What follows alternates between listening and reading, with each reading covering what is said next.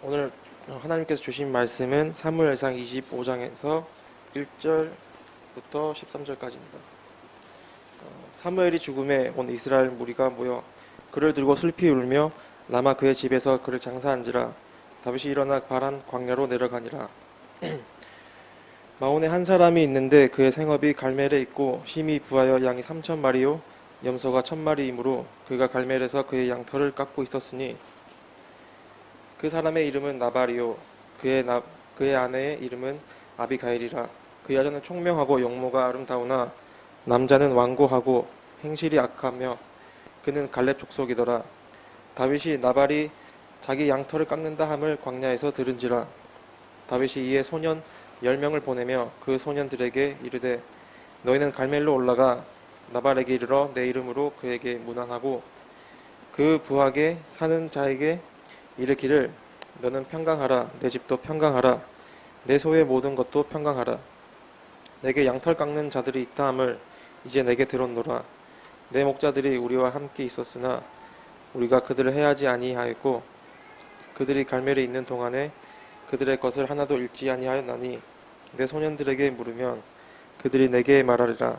그런즉 내 소년들이 내게 은혜를 얻게 하라. 우리가 좋은 날에 왔은즉 내 손에 있는 대로 내 종속들과 내 아들 다윗에게 주기를 원하노라 하더라 하더라.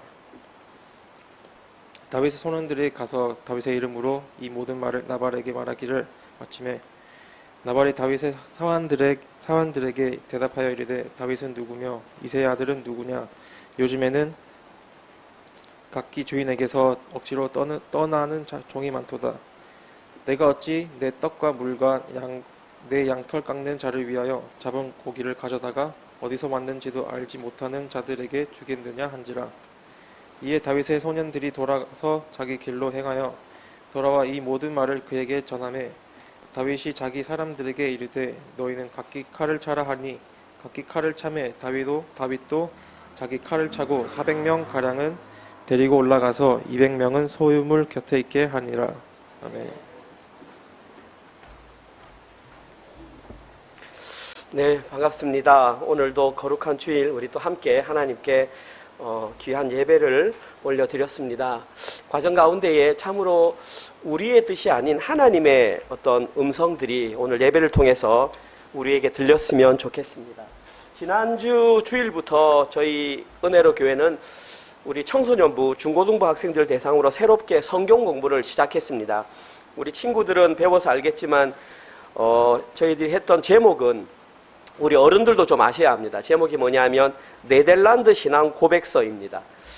이제 질문을 하십니다. 아니 우리가 한국 사람인데 왜 갑자기 네덜란드 신앙 고백서를 공부하느냐라고 하는데 이것을 라틴어로 읽으면 이렇게 되어 있습니다. 컴페시오 벨지카. 영어로 하면 이렇습니다. 벨지 컴패션. 지금 이름을 들어보면 여기에 자꾸 벨직이라는 말이 들어있는데 이 벨직은 여러분이 생각하는 그거 맞습니다. 벨기에를 말합니다. 왜 여기 이름에 벨기에가 들어가 있느냐면 이 책이 작성될 당시에 네덜란드와 벨기에 북부가 한 나라였습니다. 그리고 이 고백서를 기록했던 사람은 벨기에 영역에서 이 글을 적었기 때문에 그 이름에 벨지 컴패션이라고 하는 그런 이름이 들어갔습니다. 왜 저희들이 이 공부를 하냐 하면 이 신앙 고백서가 여러분들이 들어보셨을 텐데 하이델베르크 교리문답, 우리 개혁주의의 가장 중요한 교리문답입니다. 그 다음에 도르트 신조, 그 칼빈이 말했던 5대 강령을 대적했던 그 신조가 여기서 나옵니다. 그리고 오늘 저희들이 방금 말씀드렸던 네덜란드 신앙 고백서, 이 세 개를 합쳐서 하나 되는 새 신조, 그러니까 어떤 하나 되는 새 신조, 이것이 같은 의미를 포함하고 있다. 이것을 제대로 공부하면 개혁주의에 대한 고백이 무엇인지를 명확하게 알 수 있다. 지금 이렇게 근거하고 있기 때문에 제가 이 공부를 택했습니다.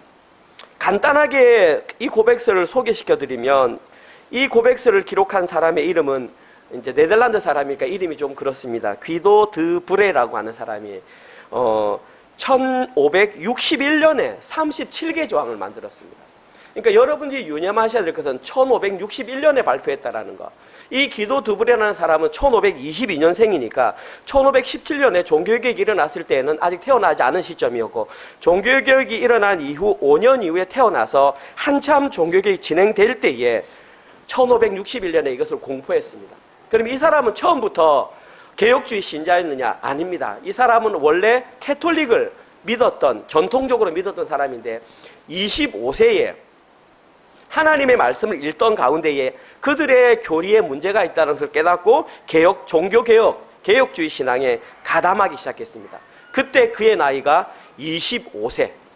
그러니까 25부터 본격적으로 종교개혁 진영에서 목사 안수를 받고 많은 것을 가르쳤습니다. 그리고 결과적으로 그로부터 20년이 지난 1567년 만 45세가 되던 때에 붙잡혀가지고 단두대에서 처형을 당했습니다. 그러니까 20년간 사역하고 죽임을 당했습니다.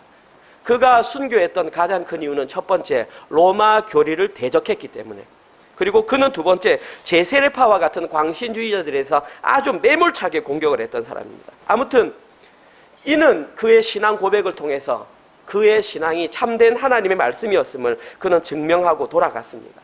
저는 이 내용을 우리 자녀들에게 한번 또 알려주면서 우리 자녀들이 개혁주의 신앙이 뭔지 그걸 정확하게 배워서 우리의 삶에, 아이들의 삶에 적용했으면 좋겠는데, 제가 한 가지 좀 우려되는 게 있습니다. 그게 뭐냐 하면 너무 이론적으로만 배우면 안 된다는 사실입니다.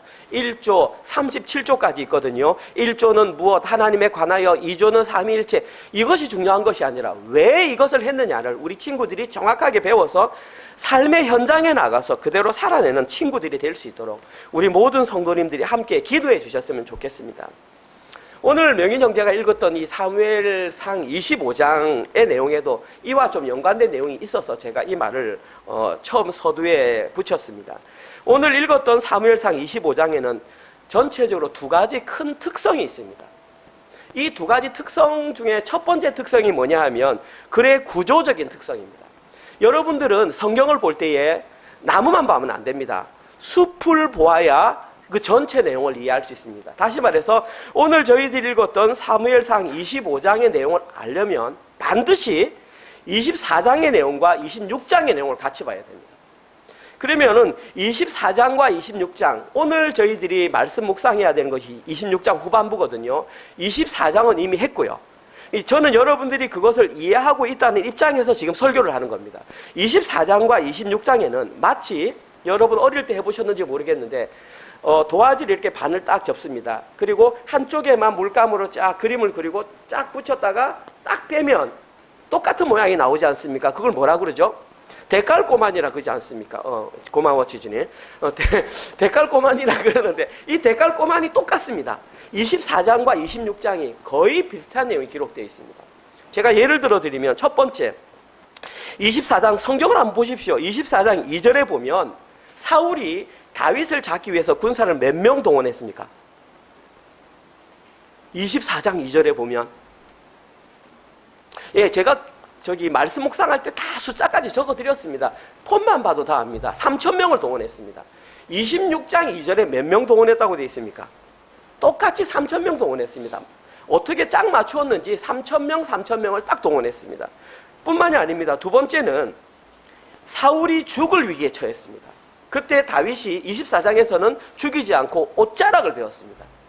26장에서는 그의 창과 물병을 가지고 왔습니다. 둘 다 사울은 이미 죽은 목숨이라는 얘기입니다. 공통점입니다. 세 번째 공통점은 둘 다 부하들은 사울을 죽일 수 있는 적의 찬스다. 죽이자라고 했을 때 다윗은 그러면 안 된다.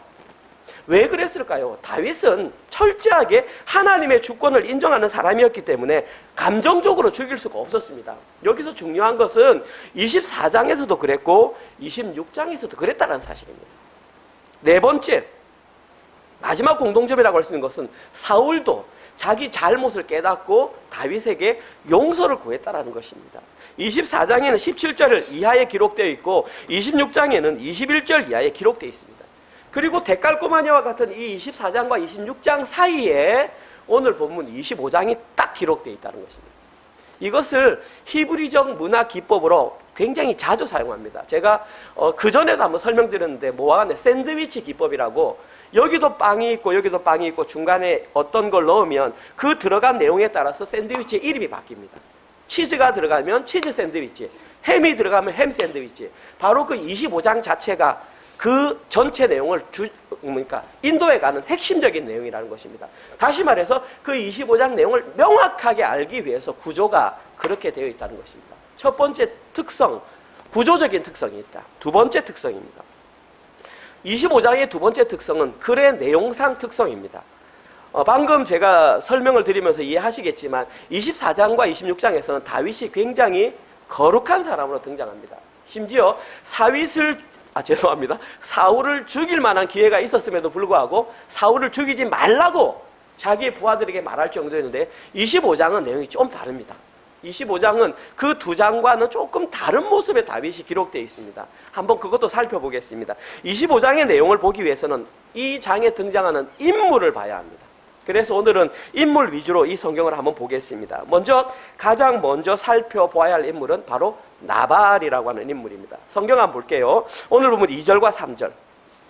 마온에 한 사람이 있는데 그의 생업이 갈멜에 있고 심히 부하여 양이 3,000마리요 염소가 1,000마리이므로 그가 갈멜에서 그의 양털을 깎고 있었으니 그 사람의 이름은 나발이요 그의 아내의 이름은 아비가일이라. 그 여자는 총명하고 용모가 아름다우나 남자는 완고하고 행실이 악하며 그는 갈렙 족속이었더라. 자, 지금 2절과 3절에서 어떤 인물을 소개하는데 특징적인 것은 그 사람이 누구인지 이름이 먼저 안 나온다는 사실입니다. 이 사람을 소개할 때 가장 먼저 나오는 것은 그 사람이 부자였다라는 그의 부에 관한 이름을 먼저 소개하고 있다는 것입니다. 다시 말해서 이것이 그 인물을 대표할 수 있는 가장 큰 특징이라는 것입니다. 그의 부가 어느 정도였냐면은 오늘 본문에 보면 심히 부하다.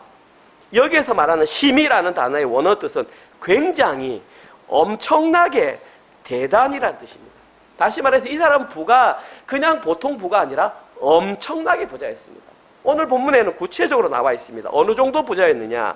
양이 3,000마리, 염소가 1,000마리를 한꺼번에 방목할 수 있을 정도의 엄청난 부자였다. 기준이 잘 안 서시죠? 제가 말씀 묵상에도 적어드렸습니다. 저희 아내가 묻더라고요. 여기에 욥을 왜 적었어요? 그래서 비교해보라고. 욥기 1장 3절.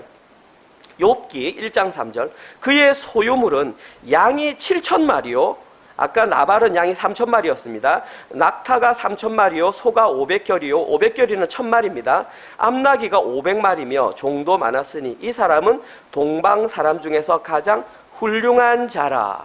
자, 여기서 보시면 욥이 가지고 있는 것이 얼마냐면 일단 양만 비교해 보겠습니다. 양이 욥은 7,000마리, 나발은 3,000마리. 숫자적으로만 비교해도 일단 2배 이상이 됩니다. 그렇죠? 그런데 오늘 보면 끝에 보면 이 사람을 뭐라고 소개했냐 하면 이 사람은 동방 사람 중에 가장 훌륭한 사람이라. 좀 모양이 어울리지 않지 않습니까? 소가 몇 마리 해놓고 왜 갑자기 훌륭하다라는 그런 내용을 썼을까요? 여기 훌륭하다라는 단어는 가돌이라는 단어입니다.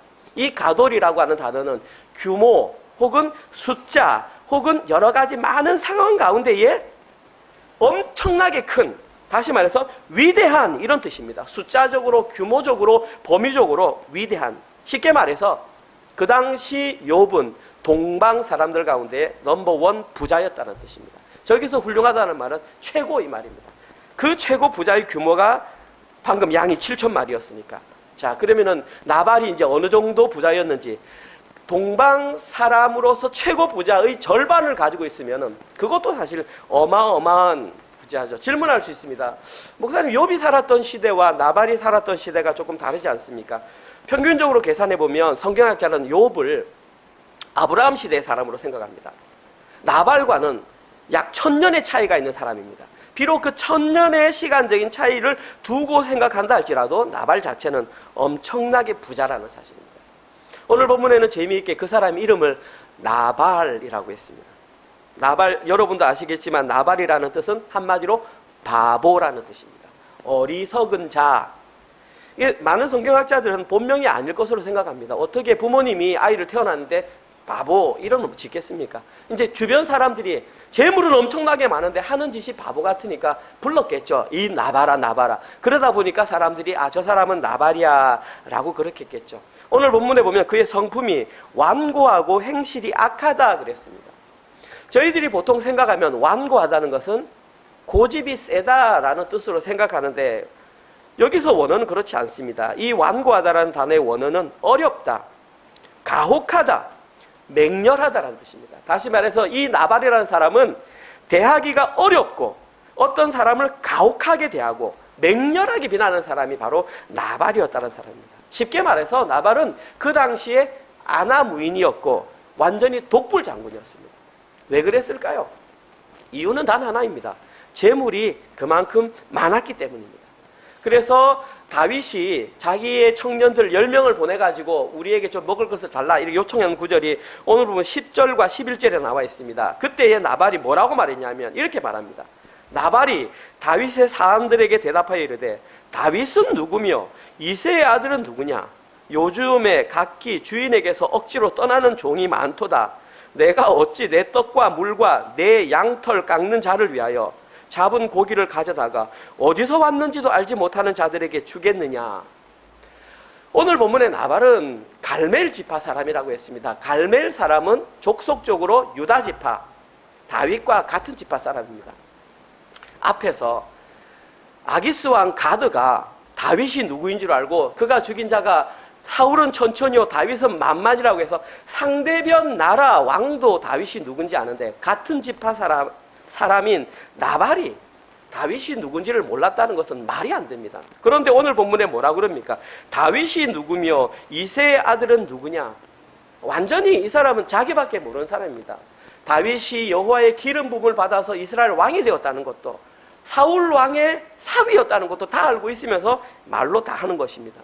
아니라는 거죠. 그러면서 뭐라고 하냐면 내 물, 내 떡, 내 고기를 왜 주냐고. 이 사람의 오직 관심은 자기 재물밖에 없어요. 내가 재물이 있으니까 이 세상에 가장 힘이 세다고.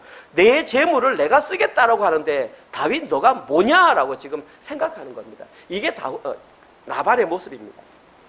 좀 이상하지 않습니까? 이 나발의 모습은 지금 이 시대를 살아가는 가장 정상적인 사람들의 모습입니다.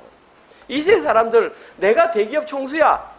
내 돈 가지고 내가 쓰겠다는데 너희들이 뭐라 그래? 라고 말하는 것과 똑같은 겁니다. 우리는 성경을 보면서 나발을 이상한 사람이라고 생각하지만 사회에서 그렇게 말하는 사람은 어느 누구도 이상하다고 생각지 않습니다. 자기가 번 돈 가지고 자기가 쓰겠다는데 그게 뭐 잘못됐어라고 우리는 그냥 보통 이해하지 않습니까? 지금 나발의 모습이 바로 그 모습입니다. 한 가지 의문스러운 것은 하나님께서 왜 이런 사람에게 놀라울 정도로 많은 물질적인 축복을 주었는지 그리고 그에게 훌륭한 아내를 주었는지 알지 못하겠습니다. 아무튼 한 가지 알 수 있는 사실은 물질적인 축복이 많다고 해서 그것이 오직 곧 하나님의 은혜와 직결된다라고 판단해서는 안 된다라는 사실입니다. 오늘 저희들이 읽었던 본문을 통해서 두 번째 살펴봐야 할 인물은 바로 다윗입니다. 오늘 본문에서 다윗은 제가 집사님께 부탁드렸는데 읽은 구절은 13절이지만 그 이후에 21절과 22절에 다윗이 한 얘기가 나옵니다. 제가 같이 읽어보겠습니다. 먼저 13절 다윗이 자기 사람들에게 이르되 너희는 각기 칼을 차라 하니 각기 칼을 차매 다윗도 자기 칼을 차고 400명가량을 데리고 올라가고 200명은 소유물 곁에 있게 하니라. 21절 다윗이 이미 말하기를 내가 이 자의 소유물을 광야에서 지켜 그 모든 것을 하나도 손실이 없게 한 것이 진실로 허사라. 그가 악으로 나의 선을 갚는도다. 내가 그에게 속한 모든 남자 가운데 한 사람이라도 아침까지 남겨두면 하나님은 다윗에게 벌을 내리시고 또 내리시길 원하노라 하였더라. 다윗이 했던 말입니다. 아까 방금 말했던 다윗이 누구냐? 이새의 아들이 누구냐? 이제 나를 경멸하는 눌로 말하니까 이제 다윗이 화가 난 겁니다. 그래서 군사들에게 10명의 그 청년이 돌아와서 다윗에게 말했습니다. 다윗이 화가 나서 400명에게 바로 즉시 한 말이 야, 칼 차라. 칼 차라고 하는 것은 그냥 가서 다 죽여버리겠다는 것입니다.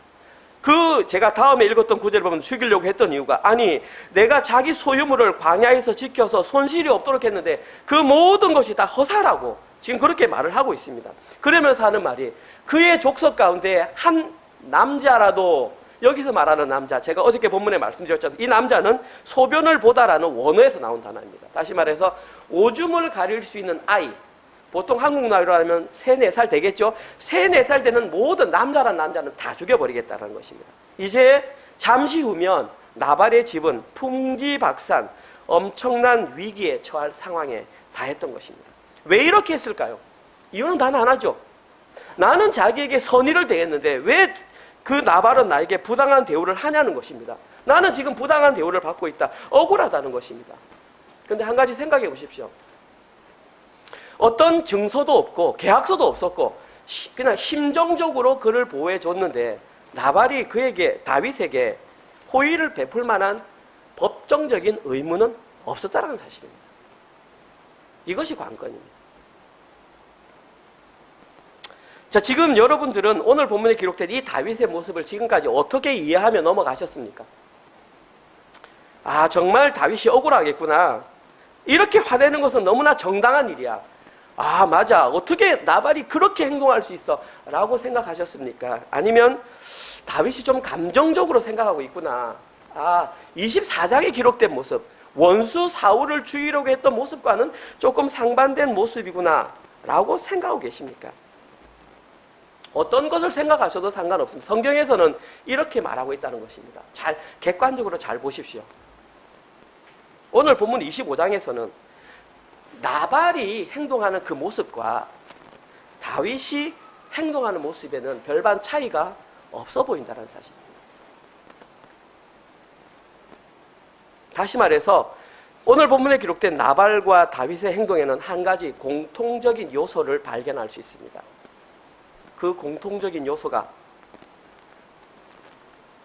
발견되어서는 안 되지 않습니까? 왜냐하면 틀림없이 다른 사람인데 24장에서 다윗은 원수 사울까지 죽일 수 있는 상황에서 부하들에게 살려줘야 합니다라고 말했던 사람이었는데 어떻게 25장에서는 아무것도 모르는 하나님에 대해서 알지 못한다고 생각하는 나발과 같은 사람과 같이 행동을 할 수 있느냐는 것입니다. 아, 그렇구나. 다윗이 그렇게 행동할 수 있겠구나. 그럼 여러분들은 그렇게 행동하지 않습니까?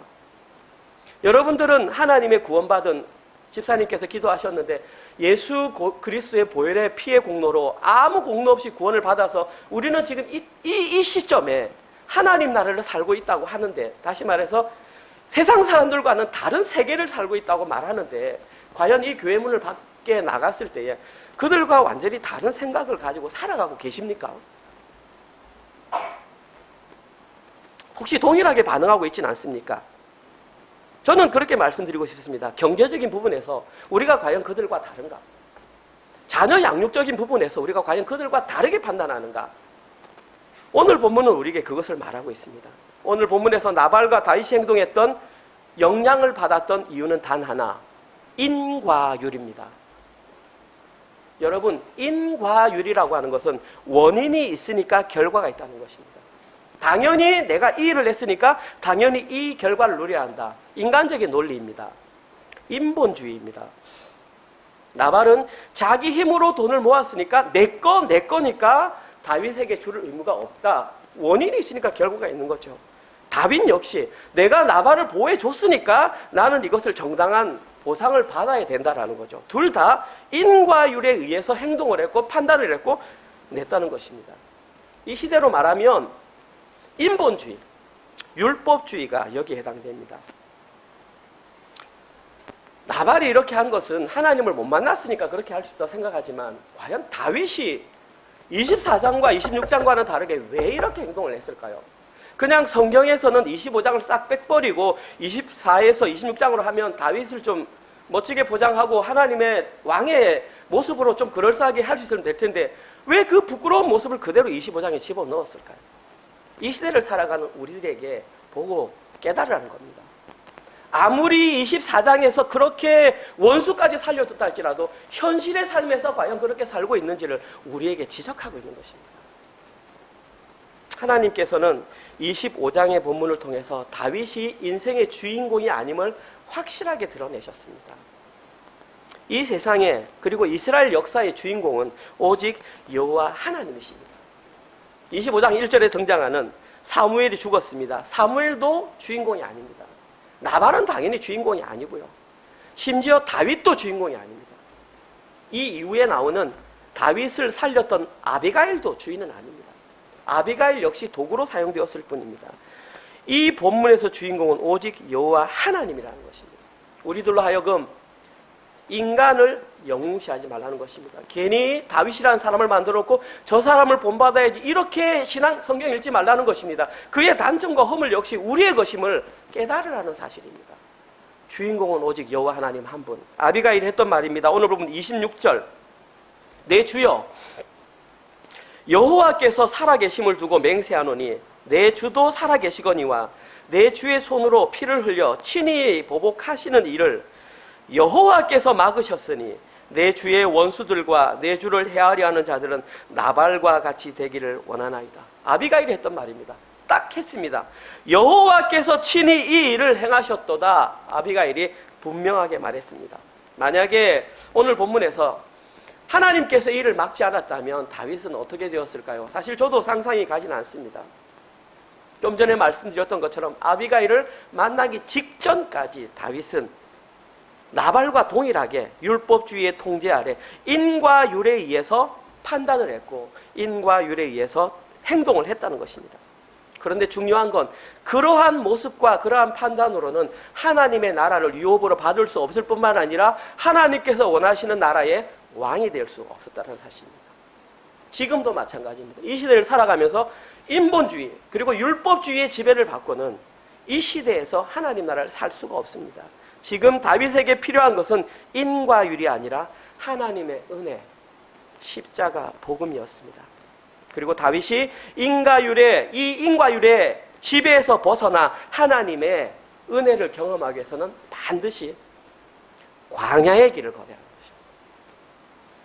이러한 이유 때문에 사무엘상 본문, 지금 저희들이 묵상하고 있는 본문에는 자꾸 광야가 등장하는 것입니다.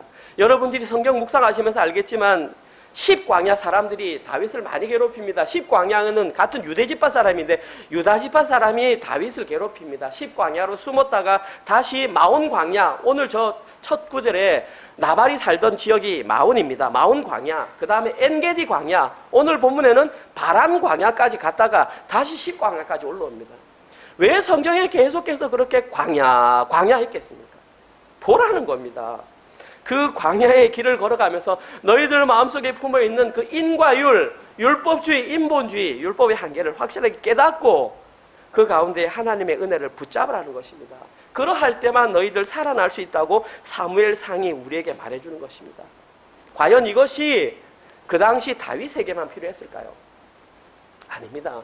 이 본문이 기록되어 있는 지금 이 시대 21세기를 살아가는 믿음 생활 잘한다라고 생각하는 지금 저희들에게 하나님께서는 말씀하고 계십니다. 너희들은 광야의 길을 걷고 있냐? 그 길을 통해서 인과 율이라는 것을 부수고 있냐? 인본주의를 없앴느냐? 율법주의가 혹시 너희들을 지배하고 있지는 않느냐?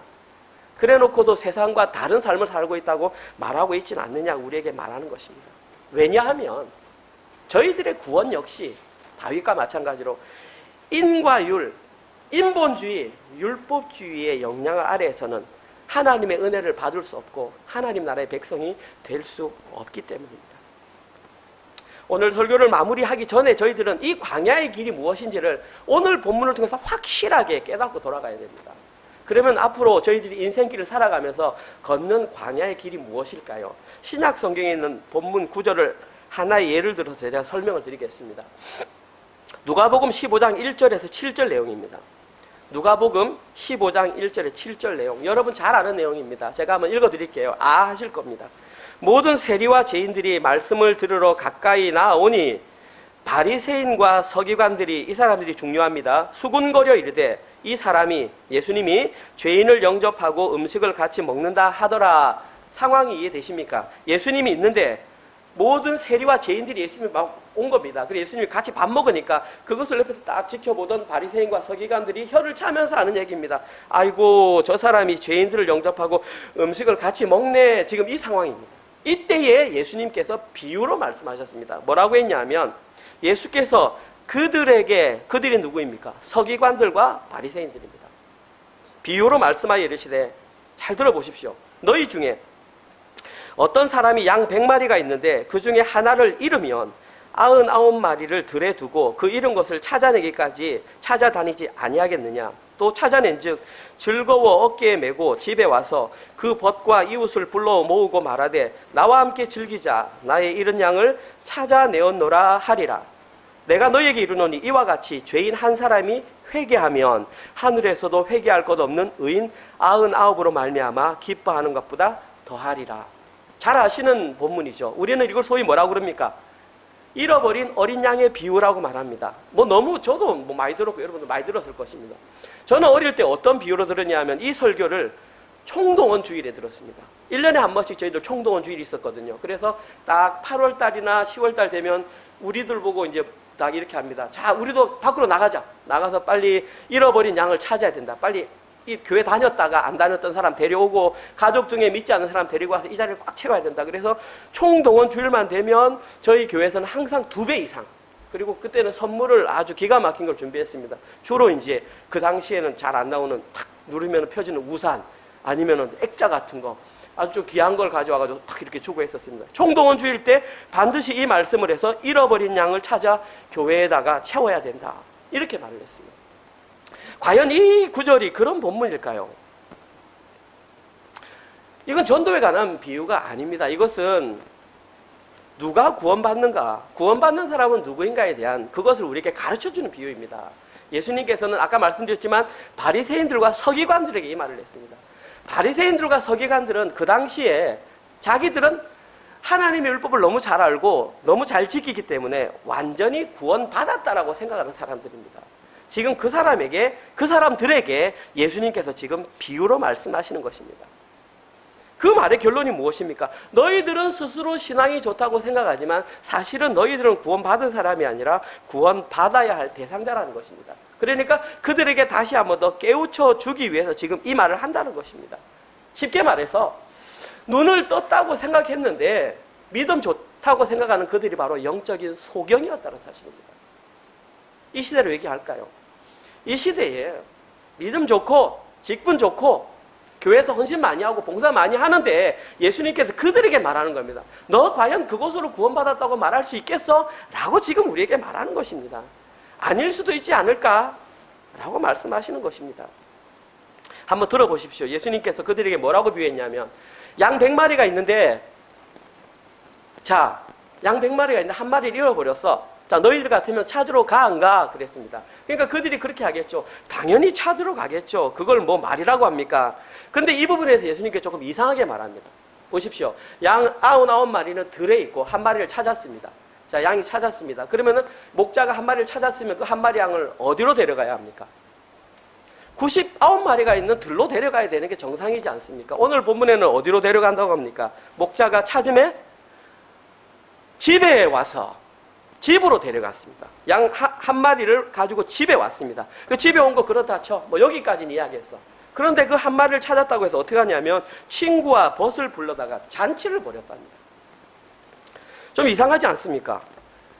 99마리가 있는 우리에 넣지도 않고 한 마리를 찾았는데 집에서 잔치를 냈어요. 상식적으로 생각하면 그 잔치 비용이 양 한 마리 잡는 것보다 수십 배는 더 들어갈 겁니다. 여러 사람이 모이면 양 잡아서 대접해야 될 거 아닙니까? 그러면 한 20마리, 30마리는 더 들어갈 수도 있는 상황입니다. 그런데 그 한 마리 때문에 집으로 데리고 왔고 그 양 때문에 잔치를 벌였다. 무엇을 의미합니까? 잃어버림을 당했다가 찾아짐을 당했던 그 한 마리 양은 들에 있는 99마리의 양과는 질적으로 다른 양이라는 사실입니다. 그것보다 이 모든 대가를 지불하는 것보다 더 소중한 존재가 바로 잃어버림을 당했다, 찾음을 당했던 그 한 마리 양이라는 것입니다. 목자는 그 한 마리 양을 위해서 온 자기의 목숨을 내버릴 수 있는 힌트가 뭐냐 하면 여기서 말씀드리는 오늘 본문에 기록된 이 집이라고 하는 이것은 하나님의 나라를 상징적으로 나타내는 것입니다. 따라서 하나님 나라에 들어갈 수 있는 양은 오직 잃어버림을 당했다가 다시 찾음을 당했던 그 양만 집으로 간다. 하나님 나라를 들어갈 수 있다는 말입니다. 여기서 말하는 그 잃어버림을 당했던 그 한 마리 양이 바로 광야의 길에서 내 속에 있는 인과율, 인본주의, 율법주의가 무엇인지를 알고 버렸던, 그리고 그 광야 속에서 하나님 하면 붙들었던 그 사람이 바로 이 한 마리 잃어버렸던 양이라는 것입니다. 그 광야의 길을 통해서 율법의 통제, 인본주의, 율법주의, 그리고 이 세상의 힘들을 버렸고 하나님의 은혜를 붙잡았던 그 사람. 근데 한 가지 정확한 사실은 그 광야의 길이 고난과 아픔의 길이라는 사실입니다. 이 한 마리 양은 그 떨어져 있을 때에 목자가 없는데 쓸쓸함과 두려움과 밤의 그 괴로움 속에서 나에게 인과율이 있었구나. 내가 인본주의 영향을 받고 살았구나. 내가 율법주의 영향을 가지고 살았구나. 이걸 버려야 하겠구나. 라고 깨닫는 그 길이 바로 광야의 길인 것입니다. 뼈저리게 아픔을 느낀 그 광야의 길. 그때에 자동적으로 발생하는 현상이 7절에 내가 너에게 이르는 이와 같이 죄인 한 사람이 회개하면, 그 현상이 바로 회개라는 것입니다. 그러니까 광야의 길을 걷는 사람은 자동적으로 회개가 딱 나오게 되어 있습니다. 여러분, 회개가 뭘까요? 하나님 잘못했습니다. 내가 오늘도 잘못했군요. 이게 회개가 아니고요. 회개는 유턴입니다. 가던 길을 돌이키는 겁니다. 내가 인과율의 지배를 받고 살았구나, 인본주의를 가지고 살았구나, 율법주의에 매여 있었구나. 거기서 돌아서는 게 회개입니다. 보십시오. 내가 인과율의 지배를 받고 살았구나, 인본주의, 율법주의 살았구나. 깨달았어요. 그리고 그 길을 계속 가요. 회개 아니란 말입니다. 그렇게 살았구나. 그러면 그거 끊고 반대의 길, 하나님의 은혜의 길, 십자가 복음의 길, 하나님만 의지하는 길로 돌아가는 것이 회개인데, 그 교회에서는 그냥 하나님 오늘도 제가 회개했습니다 하고 그 길을 계속 가는 것이 아니란 말입니다. 지금 오늘 본문은 누가 구원을 받는지에 대해서 회개의 길을 걷는다라고 명확하게 말하고 있습니다. 그러나 들에 남아있었던 99마리 바리새인들과 서기관들은 스스로 의롭기 때문에 회개할 필요가 없었습니다. 그러니까 그들은 당연히 회개를 안 했을 것이고, 아버지 집에 못 들어가고 여전히 인과율, 인본주의, 율법주의의 삶을 살면서 나 저거 알아, 나 저거 알아. 제가 서두에서 말씀드렸듯이 저희 아이들이 네덜란드 신앙 고백서를 배우면서도 나 저거 알아, 저거 알아. 그 아는 것과 세상에 있는 아이들과 다른 판단으로 사는 것은 다르다는 말입니다. 아이들은 그러면서, 어른들은 나 저거 알아, 세상에서는 저렇게 살면 안 돼, 성도는 저렇게 살면 안 돼 해놓고 똑같이 경제관이나 자녀관이나 똑같이 그렇게 하면 그게 뭐 회개를 한 모습입니까? 그거는 그냥 일반적인 사람인 거죠. 인과율이라는 율법의 통제 아래 살아가고 있는 모든 사람들은 반드시 회개의 과정을 통해서 율법주의와 인본주의와 인과율에 대한 것을 버릴 수가 있는 것입니다. 오늘 본문에서는 바리새인들과 서기관들이 99마리의 양에 해당합니다. 기존 교회에서도 많은 사람들이 생각합니다. 나 무슨 직분 맡았고 교회에서 뭘 했고 뭘 했기 때문에 난 당연히 나는 구원받았어. 과연 그러할까요? 우리의 삶이 그렇게 돌아서지 않는데 지금 오늘 본문은 그것을 우리에게 말하고 있는 것입니다. 여러분들은 잃어버린 한 마리 양에 해당됩니까? 아니면 여전히 들에 남아있는 99마리 양에 해당합니까? 만약에 여러분들이 잃어버린 한 마리 양에 해당하신다면 여러분들의 삶을 통해서는 반드시 광야의 길을 통해서 회개의 과정이 나와야 합니다. 그 과정을 통해서 인과율, 인본주의, 율법주의가 버려지는 과정. 생각이 아니라 실제로 유턴하는 현상이 발생해야 합니다. 오늘 본문에서 다윗은 잠시 나발과 같이 율법의 지배를 받는 모습을 보였지만 수없는 광야의 길을 걸으면서 이것을 깨달았습니다. 그리고 그 아픔과 고난의 길을 통해 하나님을 온전히 만날 수 있으므로 이스라엘의 위대한 왕이 될 수 있었습니다. 저희들도 마찬가지입니다. 저희들이 하나님 나라에 들어가기 위해서는 저희들에게 주어진 광야의 길을 걸어야 합니다. 그 길을 통해서 인과율, 인본주의, 율법주의를 버려야 합니다. 말씀드립니다. 그 과정 힘들 겁니다. 저는 확신합니다. 지금 이 자리에서 함께 예배드리는 저희 교회 성도들 가운데에 그 고난의 길, 광야의 길을 걷는 분들이 계십니다. 다른 사람들이 알지 못하는 아픔을 묵묵히 참아내고 계십니다. 견디면서 실제로는 힘들지만 눈물을 참아가면서 이 자리에서 예배를 드리고 있는 분들이 계십니다. 그런 분들이 진짜 하나님의 길을 걷는 자들입니다. 그 과정을 걸으면서 율법의 통제를 과감히 버리시기 바랍니다. 미련을 버리시기 바랍니다. 그래도 인과율이 맞지 않나, 그래도 율법주의가 맞지 않나 라는 유혹이 들 때에 과감히 버리시기 바랍니다. 그리고 은혜를 붙잡으십시오. 그때에 너무 힘들어하지 마시고 다윗을 생각하십시오. 다윗이 걸었던 그 길을 내가 걷는구나. 그리고 잘 견디시기 바랍니다. 오늘 설교를 마무리하면서 제가 주중에 읽었던 하나의 책을 제가 소개시켜 드리겠습니다. 제가 책이라고 말씀드리지 않으면 오해를 하실 분들이 계셔서 책 제목을 말씀드립니다. 책 제목은 성숙한 그리스도인의 영적인 기초라고 하는 책입니다. 이 책을 지으신 분은 한 선교단체에서 평생을 선교사로 헌신한 분입니다. 그 책의 내용을 제가 말씀드리면 또 오해가 있으니까 그대로 읽겠습니다. 여러분들이 한번 들어보십시오. 자, 보십시오. 나의 큰아들이, 그분이 남자분입니다. 큰아들이 겪은 아픔을 통해 율법주의에 대한 실제적인 이해를 돕고 싶다. 아까 제가 말씀드렸죠. 인과율, 율법주의, 인본주의. 지금은 성장해서 20대 중반에 건장한 청년이 되었지만 성장 과정에서 받은 마음의 상처로 인해 아이는 힘들고 고통스러운 시간을 보내야만 했다. 아이가 한 살 때 부모님 일 따라 선교단체에 들어와서 함께 공동생활을 하게 되었다. 아이가 4살 때 우리는 1년 반 동안 미국으로 선교여행을 떠났다. 그 기간 동안 아이는 긴장감을 많이 갖게 되었다. 아이가 5살이 되자 새로운 것에 대한 호기심이 왕성했다. 그런데 나는 자연스러운 욕구를 이해하지 못하고 5살짜리 아이의 남자아이의 그 왕성한 욕구를 이해하지 못하고 억압했다.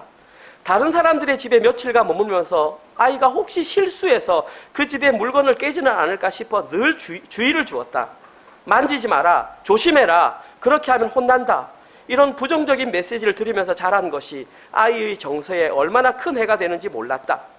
계속되는 공동체 생활을 통해 선교단체에 머물러 있었습니다. 공동체 생활을 통하여 아이의 내면에는 외로움의 뿌리가 깊이 내리고 있었다. 아이가 7살 때에 캐나다 선교사로 파송되어 캐나다에 가게 되었는데 아이는 새로운 환경과 익숙하지 않은 언어에 대한 부담으로 저희들과 비슷합니다. 아이는 큰 두려움을 갖게 되었다. 그렇게 아무것도 모른 채 시간이 지나갔다. 그런데 아이가 중학교 3학년이 되었을 때에 담배를 피우고 있다는 사실을 알게 되었고 그 충격으로 인해 내 안에는 분노가 일어났다. 그래서 아이를 불러 왜 그랬느냐 물었더니 늘 긴장과 불안을 느껴 담배를 피우게 되었다고 아픔을 털어놓았다. 나는 자신의 아픔을 정직하게 호소한 아들을 하나님의 말씀을 들어 책망했다. 윤리적으로 말한 것도 말씀에 이렇게 돼 있으라고 말씀으로 책망을 했다. 그러나 아들은 변화되지 않았다. 나는 말씀을 무기 삼아 정죄하기 바빴다. 아들이 왜 담배를 피웠는지 이해하기보다는 선교사의 아들이 담배를 피웠다는 것에 분노하며 그 문제를 다루려 한 것이다. 나는 담배를 피우지 않겠다는 약속을 강요로 받아내었다. 다시는 담배를 안 피우겠습니다. 그런데 아이는 1년 후 마약에도 손을 댔다. 나는 이 충격적인 사실을 듣고 절망에 빠졌다. 그리고 내 인생은 실패했다는 무력감에 휩싸였다. 고통과 두려움에서 도와달라는 메시지를 보내는 아들을 나는 하나님의 말씀으로 계속 꾸짖기만 하였다. 한두 번 꾸짖고 끝낸 것이 아니라 생각날 때마다 아들을 불러내어 분노를 쏟아내었다. 하나님의 말씀이 아들을 변화시키고 자유케 하는 진리의 말씀으로 역사해야 하는데 그러나 나는 하는데 아들의 영혼을 죽이는 무기로 사용되어 버린 것이다. 이 문제로 내가 삶의 의욕을 잃어버리고 깊은 절망 가운데 있을 때에 하나님께서 나의 마음에 찾아오셨다. 첫째, 하나님은 나에게 너는 정말 아들을 사랑하느냐 물으시면서 네가 사랑하는 사랑은 값싼 사랑이다 라고 말씀하셨다. 그 사랑은 생명이 담긴 사랑이 아니라 형벌과 두려움을 주는 행위를 기반으로 하는 싸구려 사랑이라는 것이다. 하나님의 무조건적인 사랑 안에는 두려움이나 긴장감이 없다고 말씀하셨다. 둘째, 하나님은 하나님께서 그 선교사에게 말씀했습니다. 한 번도 네 아들을 포기한 적이 없다라고 말씀하셨다. 그때 나의 마음에는 솔직히 선교사님 마음입니다. 내 아들이 이 세상에 태어나지 않았으면 좋겠다라는 충동적인 감정이 일어났다. 하나님께서는 나는 그를 싫어하거나 포기한 적이 없다고 말씀하셨다. 왜냐하면 너의 아들 안에는 예수 그리스도의 의가 있기 때문이다. 그러니 이제는 그런 율법적인 색안경을 버리고 은혜의 안경, 복음의 안경을 쓰고 아들을 보라고 말씀하셨다. 율법이 준 안경을 쓰고 있을 때 우리는 자신과 다른 사람들에게 절망할 수밖에 없지만 하나님이 주신 은혜의 안경을 쓰면 소망을 가지게 되는 것이다. 이때부터 아들과의 관계에 새로운 변화가 왔다. 아들은 변한 것이 전혀 없었지만 아들을 바라보는 나의 관점이 달라졌다. 아들의 행위에 상관없이 있는 모습 그대로 용납하고 사랑하게 된 것이다. 제가 그 내용을 그대로 가져왔습니다. 왜냐하면 제가 말을 하면서 덧붙일까 봐. 저도 듣고 많이 충격을 받았습니다. 왜냐하면 저의 모습을 많이 발견했기 때문입니다. 이번 한 주간 동안도 여러분들에게 주어진 그 광야의 길을 잘 걸어가시면서 광야의 길에서 율법주의, 인본주의, 인과율을 모두 벗어버리시고 하나님의 은혜 아래 머무시는 모든 분들 되시기를 주님의 이름으로 축원드립니다. 아멘. 하나님 감사합니다. 저희들에게 주어진 광야의 길을 걸어갈 수 있는 의미와 방법을 알려주시니 감사합니다. 저희들이 광야를 통해서 무엇을 깨달아야 하는지 다시 한번 깨닫게 하시니 고맙습니다. 이제 남은 것은 우리의 지적으로, 관념적으로, 생각적으로 아는 것이 아니라 우리의 삶을 통해서 발걸음을 가던 길에서 완전히 돌이키는 회개가 있게 하여 주시옵소서. 우리 어른 성도, 장년 성도뿐만 아니라 우리 청년들 그리고 우리 자녀들이 그 가던 길에서 돌이켜 하나님의 은혜만을 붙잡을 수 있는 우리 은혜로 교회 되게 하여 주시옵소서. 아마 하나님 아버지 생각지 못했던 어려움이 있을 것이고 생각지 못했던 부작용이 발생할 것입니다. 하나님 거기에 좌절하지 말게 하시고 하나님 한 번만 바라보며 묵묵히 우리에게 주어진 광야의 길을 이번 한 주간 동안도 잘 걸어가게 하여 주시옵소서. 오늘도 그 광야의 길을 걸어가면서 하나님께서 우리에게 은혜로 주신 만나를 하나님께 올려드립니다. 이것이 나의 것이 아니라 하나님께서 우리에게 주신 것임을 고백하며 우리의 삶으로 드립니다. 하나님, 이 예물을 통하여 오직 하나님의 영광이 드러나는 곳에 사용되게 하시고 우리의 이름이나 우리의 자랑이나 우리의 것을 드러내는 곳에 사용되지 않도록 지혜를 허락하여 주시옵소서. 이제는 우리 교회의 머리 되신 예수 그리스도의 은혜와 독생자 예수 그리스도를 보내주신 하나님의 사랑하심과 저희들이 광야의 길을 걸어갈 때마다 깨닫고 감동과 감화, 안내함을 주시는 성령님의 감화, 감동하심이 이제는 광야의 길을 걸어가며 모든 세상의 것을 버리고 하나님의 은혜만을 붙잡기로 결심하는 사랑하는 은혜로 교회 모든 성도들 머리 위에와 지금 이 시간에도 목숨을 걸고 광야의 가운데에 주의 복음을 선포하고 계시는 선교사님들의 사역과 가족과 그의 자녀들 머리 위에 지금부터 영원토록 함께 있을지어다. 아멘.